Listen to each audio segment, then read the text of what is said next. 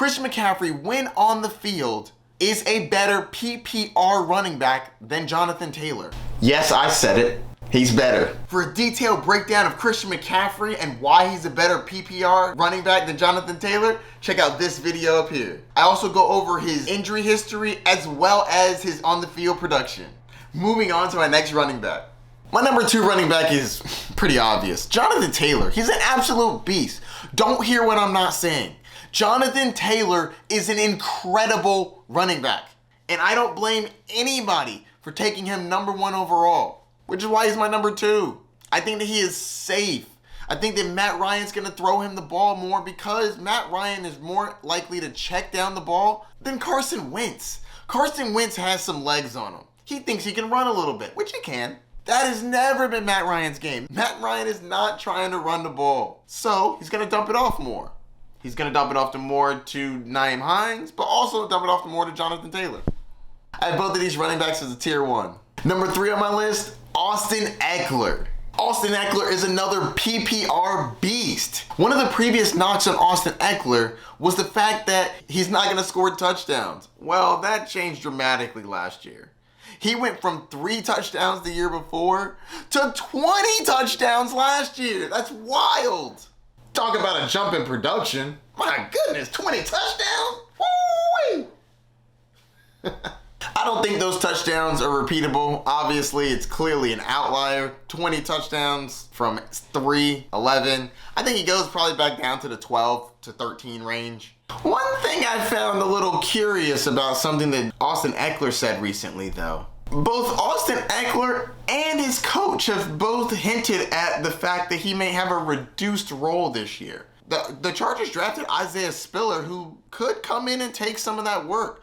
Apparently, Austin Ekeler's advocated for limiting his touches next year. That is not promising. That being said, he's not a big running back, and he wants to stay on the field. So if Isaiah Spiller takes a little bit of work, it's not devastating, because I do still think that he's going to be a focal point in this offense. He's going to get receiving work. He's going to get running work. But the backups for the Chargers haven't been really good at all the last couple years. I think that this is more a dial it back a little bit, maybe not a full stop. I think that he's going to be a good running back 3. He's still going to catch a lot of balls. He's going to get the goal line carries. But I wouldn't be surprised if Isaiah Spiller is more of an annoyance than we're projecting. That being said, Austin Ekeler is going to catch a bunch of balls this year. I think he should be fine. Well, my 4th running back on the board, Derrick Henry. Derrick Henry is an absolute beast when he's on the field. Derrick Henry is the definition of a workhorse running back. This man is constantly getting an abundance of touches. Last year, in 8 games, Derrick Henry had 237 touches. That's wild. Year before that, 397 touches. This man is clearly being run into the ground. But in the beginning of his career, he really wasn't touching the ball that much because he was splitting work with DeMarco Murray. But once he became the starter, he has been a dominating force. And it's not just that they're giving him the ball often. It's where they're giving him the ball. In the red zone, which is 20 yards and in zone carries, which is inside the 5-yard line. This man is getting the ball in money territory. When the Titans get in close, they're running it with Derrick Henry. And now that A.J. Brown is gone, do you think they're going to throw it anymore? No, they're going to run it with Derrick Henry. And I know that people are worried about the injury. I'm not thrilled about it. But the fact that he was able to come back at the end of the year last year is a very good sign. And not only does this man get the ball often, he is extremely hard to take down. Yards after contact, avoided tackles. This man is avoiding tackles left and right. His offensive line, not very good. Let's check them out. 27th. They have the 27th best offensive line. That's not good. Some would venture to say that's very bad. Very, very bad. That's the bottom third of the league. 6th worst offensive line, not a good sign. Good thing he's a beast.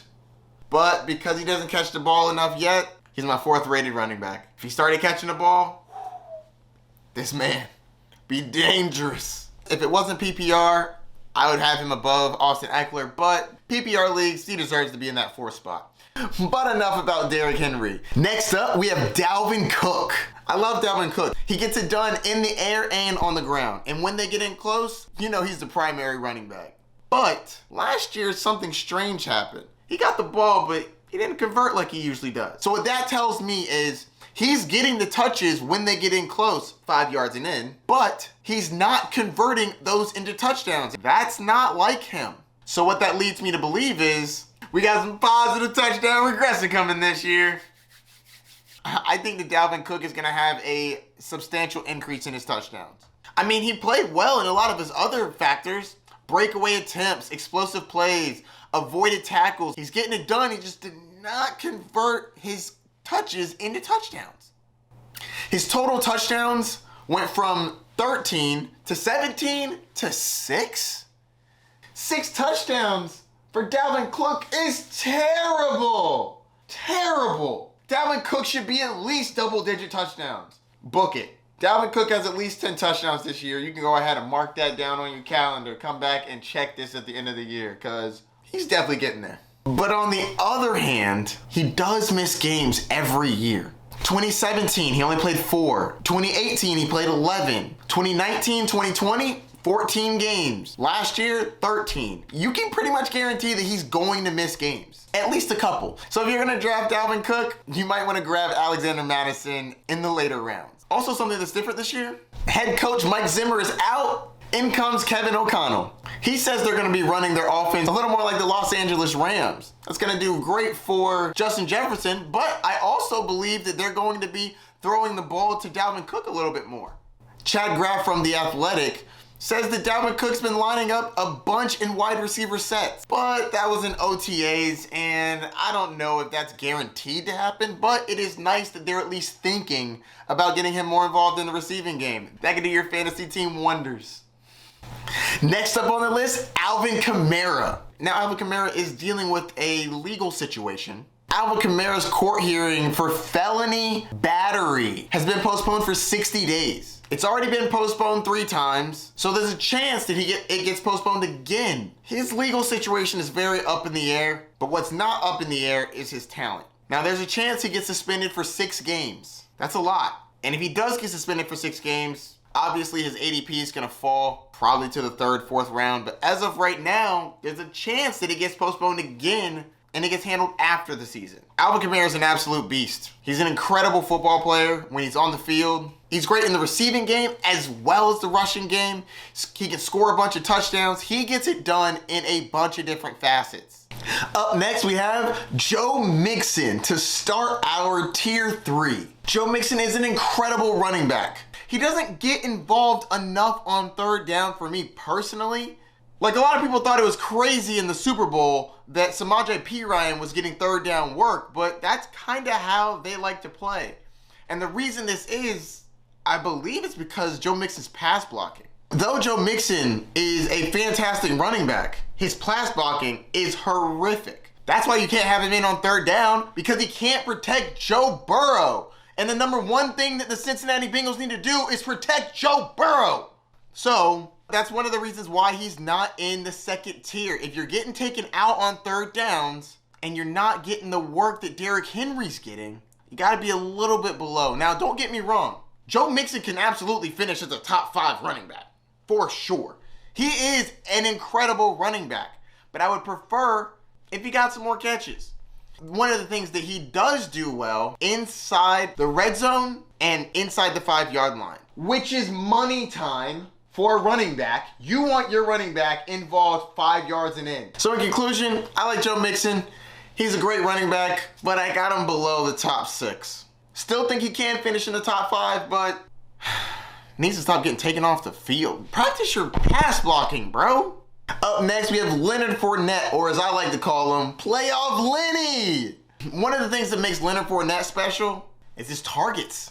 He had 83 targets last year. For a running back, that's absolutely incredible. He had 69 receptions, and he only played 14 games. And on a high-powered offense like the Tampa Bay Buccaneers and Tom Brady in the backfield, that's a great offense to be on. And unfortunately, now that the center Ryan Jensen's gone out, Tom Brady's going to be looking to get the ball out even faster, which means he's going to be tossing it to Leonard Fournette even more. And a lot of people have been making a big story about how Leonard Fournette's been 260 pounds when he came into minicamp or OTAs. But apparently, he has leaned down to 245. So like Todd Bowles said, Leonard Fournette is in great shape and can play right now. Obviously, everybody can get in a little bit better shape. You don't want to come into camp in tiptoe shape. Basically, Todd Bowles isn't mad at Leonard Fournette. I'm not mad at Leonard Fournette. Came back at 145. That'll do for me. Leonard Fournette, still a fantastic draft pick, and that's why I have him in my top 10. Up next, we have DeAndre Swift. Swift makes his hay with his receiving work. Last year in 13 games, Swift had 76 targets and 62 receptions. That's incredible production in the receiving game for a running back. I think that DeAndre Swift is a very good running back coming into this year. One thing that I really like about DeAndre Swift actually isn't about him. It's about his team. No, I'm not just talking about how they're going to be down in most games because they're the Detroit Lions. Let's be real. Let's be honest. It's his offensive line. He's got the third best offensive line in the league. That's incredible to be running behind. So reasons why I like DeAndre Swift. He's going to catch the ball. He's on a bad offense that's going to need to throw the ball because they're going to be behind. And they have an incredible offensive line. I think DeAndre Swift is going to be a very solid grab this year. I got him going in the second round, though. And to round out that top 10, Najee Harris, running back for the Pittsburgh Steelers. Najee Harris is a volume play. He is going to get the ball early and often. Head coach Mike Tomlin has a track record with running backs. He finds one that he likes, and he runs them all the time. It will not surprise me if he has more than 300 touches this year. But one reason why I may have Najee Harris lower than a lot of people and much lower than consensus, I don't think he's going to catch as many balls this year. Ben Roethlisberger, towards the end of his career, was not really trying to stick in the pocket and get hit anymore. As soon as they would break that terrible offensive line, dump it off to Najee Harris. I don't think that Kenny Pickett or Mitchell Trubisky are going to try to dump the ball off to Najee Harris as much as Big Ben did. They both can use their legs. Now, they're no Lamar Jackson, but they can run the ball. And speaking of offensive lines, the Pittsburgh Steelers ranked 30th by Pro Football Focus as one of the worst offensive lines in the league. Bottom 3 in the league. They have a terrible offensive line. Najee Harris is a good running back. He's not the most efficient running back, but he gets the job done with what he has, and he's going to get the opportunity. So he is a volume play, but he's talented. He makes people miss, and he gets the ball early and often. His offensive line is terrible, but he's going to avoid tackles, get great yards after catch. He's going to have to get the volume because he's not going to be very efficient.